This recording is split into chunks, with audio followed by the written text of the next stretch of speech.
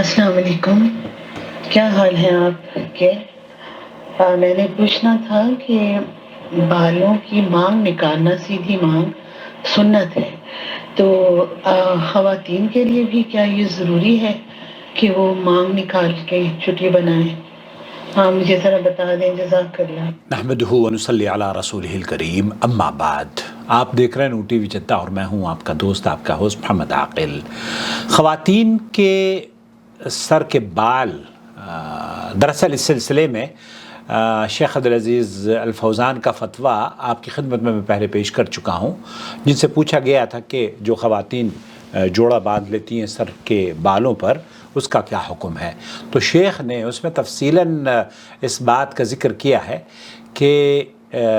ممانعت اس چیز کی ہے کہ عورت اپنے اس طرز عمل اور اس ابھار اور اس بناوٹ کو اگر اختیار کر کے باہر نکلتی ہے تو وہ پھر ان خواتین میں ان کا شمار ہوگا جن کے بارے میں اللہ کے رسول صلی اللہ علیہ وسلم نے فرمایا من تشبہ بقوم فہو منہم، جس کسی نے بھی کسی قوم کے ساتھ مشابہت اختیار کی تو وہ انہی میں سے ہوگی۔ سنن ابو داؤد کی یہ حدیث ہے۔ شیخ محمد بن صالح العثیمین رحمۃ اللہ علیہ سے اور لجنۃ الدائمہ والافتاء جو سعودی عرب کی فتویٰ کمیٹی ہے، انہوں نے جو اس سلسلے میں جواب دیا ہے وہ یہ کہ نبی کریم صلی اللہ علیہ وسلم کا فرمان ہے، دو قسمیں ایسی ہیں جنہیں میں نے ابھی تک نہیں دیکھا، وہ لوگ جن کے پاس گائے کی دموں جیسے کوڑے ہوں گے اور وہ لوگوں کو مارتے پھریں گے، اور وہ عورتیں جنہوں نے لباس تو پہنا ہوگا لیکن وہ ننگی ہوں گی، لوگوں کی طرف مائل ہونے والی اور لوگوں کو اپنی طرف مائل کرنے والی ہوں گی، ان کے سر بختی اونٹوں کی طرح ہوں گے، وہ جنت میں داخل نہیں ہوں گی اور نہ ہی جنت کی خوشبو پائیں گی، حالانکہ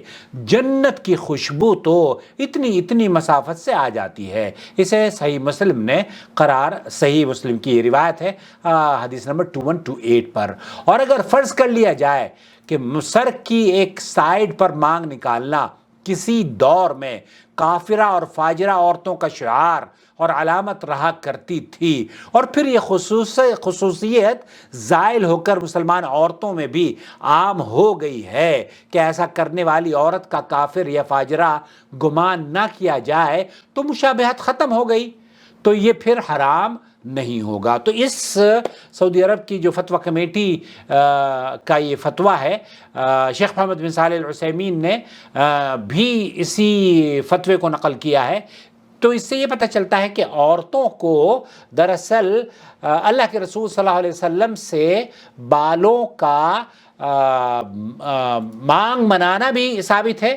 اور سیدھا رکھنا بھی اللہ کے رسول صلی اللہ علیہ وسلم سے ثابت ہے۔ صحیح بات یہی ہے کہ بال سیدھے رکھنا اور مانگ نکالنا دونوں طرح جائز ہے۔ اسی طریقے سے سنن نسائی کی حدیث بھی ہے، حضرت ابن عباس سے روایت ہے کہ رسول اکرم صلی اللہ علیہ وسلم اپنے سر کے بال لٹکائے رکھتے، بالوں میں مانگ نہیں کیا کرتے تھے، جبکہ دوسری حدیث میں اللہ کے رسول صلی اللہ علیہ وسلم کی حدیث یہ بھی ہے کہ آپ علیہ الصلوۃ والسلام بالوں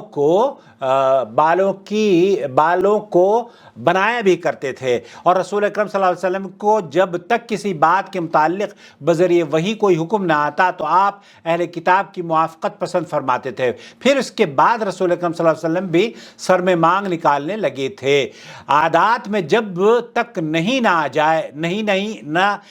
آئے جواز قائم رہتا ہے، چونکہ مانگ نکالنے سے نہیں وارد نہیں ہوئی، لہذا مانگ نکالنا جائز ہے اور نہ نکالنا بھی جائز ہے۔ کیونکہ نکالنے کا حکم وارد نہیں ہے، آپ سے مانگ نکالنا بھی ثابت ہے اور نہ نکالنا بھی۔ اس کی اصل وجہ یہ ہے کہ اس کی بابت شریعت نے کوئی مخصوص حکم نہیں دیا، حالانکہ حالات کے تحت دونوں میں سے کسی کو بھی اختیار کیا جا سکتا ہے۔ ایسے مسائل میں آپ کا اہل کتاب کی موافقت کرنا ان کی تالیف قلب کے لیے تھا کہ شاید وہ اسلام کی طرف مائل ہو جائے، مگر جب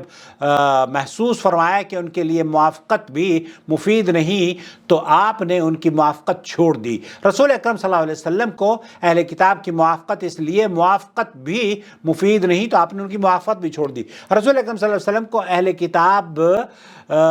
کی موافقت اس لیے بھی پسند تھی کہ وہ کم از کم دعوے کی حد تک ہی صحیح سماوی دین پر عمل پیرا ہونے کے دعوے دار تھے۔ اس کے برعکس مشرکین تو پکے بت پرست تھے۔ مانگ سر کے درمیان میں نکالنا چاہیے، کیونکہ رسول اکرم صلی اللہ علیہ وسلم کی عادت مبارکہ درمیان میں مانگ نکالنا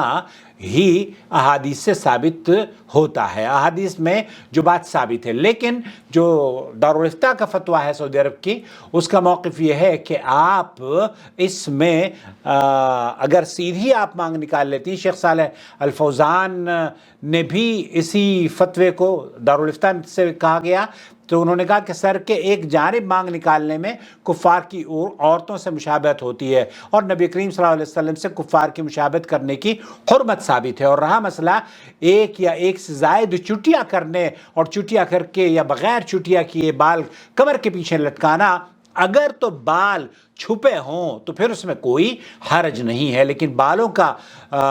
جو جوڑا بنایا جاتا ہے نا، اس کے بارے میں شیخ عبدالعزیز الفوزان کا موقف یہ ہے کہ اگر وہ اپنے گھر والوں کے لیے ہے تب وہ بھی جائز ہے، باہر نکلتے وقت اسے ایسا نہیں کرنا چاہیے، ورنہ وہ شدید وعید کے زمرے میں آتی ہے۔ تو خلاصہ کلام یہ ہے میرے خیال سے اس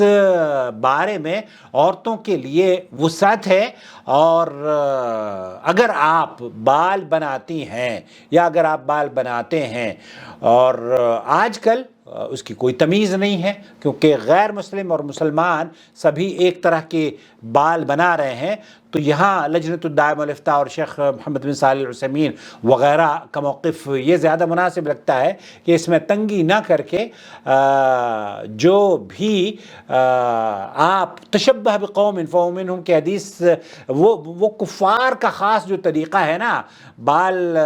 بنانے کا، اس سے تو بچنا چاہیے۔ البتہ مانگ نکالنے میں کوئی حرج نہیں ہے، مانگ نکالیں، 2 چوٹیاں بھی آپ باندھ سکتی ہیں، 3 بھی باندھ سکتی ہیں، کوئی حرج انشاءاللہ تعالی نہیں ہے۔ والسلام علیکم ورحمۃ اللہ وبرکاتہ۔ آپ کے پاس اگر کوئی اس طرح کی کا حکم ہو کہ اللہ کے رسول صلی اللہ علیہ وسلم نے منع فرمایا ہو تو پھر وہ پیش کیجیے گا۔ شکریہ آپ کا۔ اور ہاں، ابھی تک اگر آپ نے ہمارے چینل کو سبسکرائب نہیں کیا تو سبسکرائب کر لیجئے۔ تھینک یو سو مچ۔ وما أرسلنا من قبلك إلا رجالا نوحي إليهم فاسألوا أهل الذكر إن كنتم لا تعلمون بالبينات والزبر وأنزلنا إليك الذكر لتبين للناس ما نزل إليهم ولعلهم يتفكرون أفأمن الذين مكروا السيئات أن يخسف الله بهم الأرض أو يأتيهم العذاب من حيث لا يشعرون